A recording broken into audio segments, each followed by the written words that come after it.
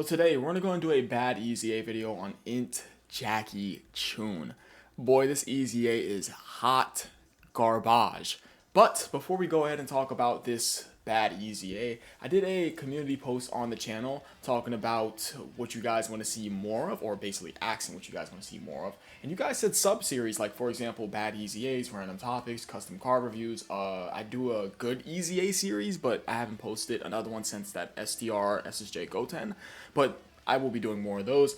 So, hey, we're going to go ahead and do more of these sub-series. Don't worry, there's going to still be Yuno reviews and Dokkan gameplays, but I'm going to focus a little bit more on sub-series since that is what won the poll. Alright, now let's go ahead and talk about INT Jackie Chun. I think we should start with his pre-EZA because I want to give you guys the context of what he came from. So this is a unit that comes out in September of 2017 for JP, and of course June of 2018 on Global. His leader skill is World Tournament, 3 key, and 70% of the stats. He was the only World Tournament leader at this time, and of course World Tournament at this time in 2017 was among like the worst categories in the game. He seals on Super, and he gets 70% attack and defense at the start of turn. He survives KO attacks when HP is 20% or above. And do keep in mind his link set is very, very bad. If we go ahead and look at his best linking partners, it's just this guy who, I mean, he doesn't have an EZA. You have this guy, but I would argue he does definitely need a EZA. He does have some interesting parts to his kit. Let me see. He does get an attack and defensive buff from his passive to his super attack effect. He is a passive attack debuffer, which is obviously good for specific places where you could get that off. He is a support type unit. He does have additional super attack chance, and he does have dodge chance, and he's able to foresee super attacks. Yay, this guy with an EZA will be very, very interesting. This Kid Krillin, yeah, this would be a very interesting EZA. But to put it bluntly, he doesn't really have the greatest of linking partners. It's like, who are you putting in slot 1 in front of INT Jackie Chun? You, provided you get your damage reduction, because you do have that chance to get your damage reduction. You're not putting them in front of him. No. You're gonna sit this Krillin right next to him. Sure. It's like Krillin's definitely gonna be far and away his best linking partner, for sure. Yeah, because you hell know, no. Let's see. Funny enough, we talked about you a couple of days ago. Yeah, it's gonna be this Krillin, right? Because he's gonna be supporting him. This Krillin gives how much support? Yeah, he gives 2 key and 40% attack and defense with World Tournament category allies, and that would greatly help this guy. So yeah, bad link set. He pretty much has nothing at the time of his release, but to be fair, he is a 2017 unit, and he was the only World Tournament leader for a while until we got newer options that were leaders. This team still doesn't. Wait, no, it does. It does have a. No, it doesn't. This team still doesn't have a real leader, a real 170% leader. Okay. So this is the context. This is what his pre-EZA looks like. So when we get to his post-EZA, it's going to be a bit interesting for us to compare these two side by side. Which the only real thing that we could comparably put side by side is the fact that he still has this going into his post-EZA, right? But they just lowered from 20% to 10%, which is obviously cool, but the rest of his kit is not. All right, so his leader skill goes from 3 key and 70% of the stats to 3 key and 90% of the stats. He gains 50% attack for 1 turn, and he still seals. Why couldn't you just give him defense on his super attack effect? You're already having this guy get 100% attack and defense when he performs a super attack in his passive.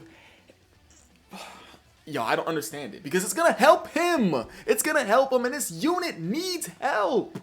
What's the stats? Like, bro. Now, do I like the approach of them giving him dodge? Of course I do. He's a free-to-play World Tournament unit that's getting an EZA. But I don't like the... You know what? Let's continue. Let's just talk about the entire card before I go ahead and bash it. Okay. So his passive, he gets 2 key and 100% attack and defense at the start of turn. So from his pre-EZA to his post-EZA, he gets key at the start of turn and an additional 30% attack and defense on top of his already 70% attack and defense from his pre-EZA. He gets 100% attack and defense when performing super attack, which is obviously very nice for him. He gets a 10% chance to dodge. A 10% chance to dodge, people. Unrestricted. It's almost as if though I'm looking at like one of those like bad cards that I did for the Discord video. He gets 30% attack up to 150%, and a chance to dodge plus 20% up to 60% with each attack received. So this guy wants to get hit to build up dodge and attack. So they want this guy to get hit a grand total of 5 times to build up all 150% of his attack, and they want him to get hit 3 times to have him build up all of his defense. Why are we creating a unit who wants to build up dodge chance by taking attacks? Keep in mind, he's a free-to-play World Tournament unit, and look at his stats. People, this is his defensive stat. Post-EZA, 100%. This is his attack stat too. We don't care about his attack though. We care about this. What? I just don't. This is what gets me. Like, why are we starting out with 10%, a 10% chance to dodge, and he has to get hit 3 times to build up that additional 60% chance to dodge, as well as that additional 100%, no, that 150% attack. Like, what? And then, of course, to ice the cake, he gets 150% defense, well, up to 150% defense. He has to dodge 5 times to get up to 150% defense, and he has to dodge 3 more times to get that 60% chance to crit. 3 times to dodge for a 60% chance to crit, and 5 times to dodge for 150% defense. I don't know. This design is just so odd to me. Why couldn't they just have this guy get a 50% chance to dodge, right? Oh, by the way, as you guys already know, he survives KO hits when your HP is 10% or above, which went from 20% in his pre-EZA to 10%. To be honest, how I would fix his EZA, let him gain 50% defense on super, what is already 50% attack. Let him start out with a 50% chance to dodge, and as the second or third attacker in a turn, let him get an additional 20% chance to dodge. Let him build up defense each time he dodges up to 150%. Let him build up his attack and defense each time he dodges up to 150%, so you just have to dodge 5 times. Let him be a support type unit for World Tournament or maybe Earthbred Fighters. Let him support Earthbred Fighters / World Tournament, 2 key and 20% attack and defense.